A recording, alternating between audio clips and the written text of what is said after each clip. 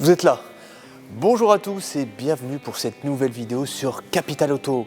Alors aujourd'hui, on va pas parler de cette belle moto, cette Moto Club de 1928, même si c'est vrai qu'elle est magnifique, mais pour parler de la nouvelle Astra, la 6e génération, qui arrivera sur le marché européen au début de l'année 2022.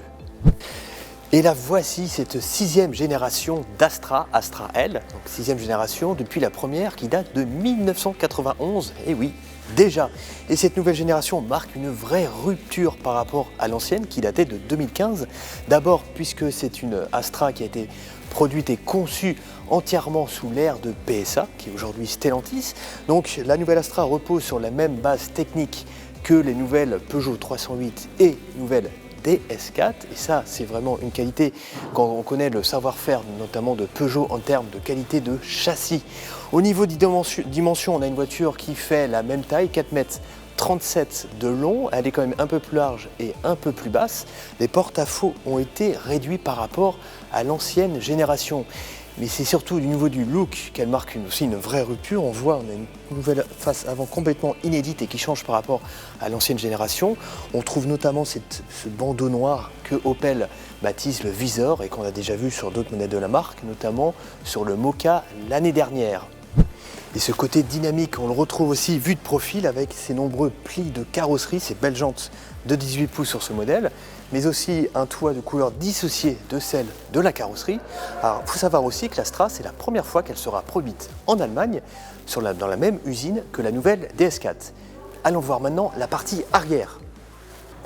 Et à l'arrière aussi, on retrouve ce côté dynamique. On a un arrière quand même qui est assez large, avec des ailes arrière très galbées, ce becquet de toit et surtout une petite originalité au niveau du 3e feu stop, une signature lumineuse plutôt sympathique. Donc déjà ça c'est la bonne nouvelle, c'est que l'Astra repose sur la même plateforme que les 308 et DS4, mais elle a vraiment un style propre à elle.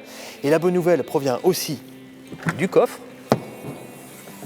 Et oui, on le voit, on a une ouverture quand même qui est assez large, qui facilite le chargement, et surtout en parlant de chargement, on a un volume de coffre de 422 litres.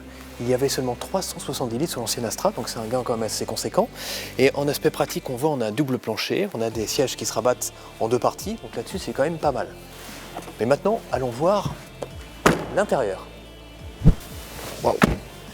C'est vrai que cette rupture se retrouve aussi à l'intérieur. On voit on a une planche de bord complètement inédite, même si une fois de plus on retrouve un peu quelques repères qu'on avait dans le Mokka, notamment avec ce double écran de 10 pouces. Alors c'est vrai que ce qui frappe aussi, c'est l'absence quasiment de boutons physiques. On a juste des petits boutons ici pour régler la climatisation. Ça, c'est quelque chose auquel tient beaucoup Opel. Par contre, l'inconvénient, c'est que les boutons sont un peu mal placés. Quand on appuie sur l'écran tactile, on a tendance à un peu appuyer sur les boutons. Ça, c'est un peu dommage. Mais sinon, on a une présentation très soignée. Bon, là, on est sur un véhicule de pré-série, mais on voit les matériaux sont quand même de qualité. C'est quand même, ça a l'air bien assemblé. Et surtout, on a beaucoup de rangements. Petit rangement ici pour mettre les lunettes. Des rangements au niveau de la console centrale, surtout sur les versions à boîte automatique, on a des rangements supérieurs avec porte-gobelet. Au niveau des accoudoirs, et bien sûr la boîte à gants. Et on a aussi, l'Astra s'est mis aussi à jour en système technologique, et on a beaucoup d'aide à la conduite et beaucoup de systèmes un peu nouveaux comme l'affichage tête haute. On a l'assistant de conduite semi-autonome ou l'assistant d'aide au parking avec une caméra à 360 degrés. Donc l'Astra est vraiment rentrée dans le 21e siècle et elle n'a plus à rougir face à toutes ses rivales sur le segment des berlines compactes.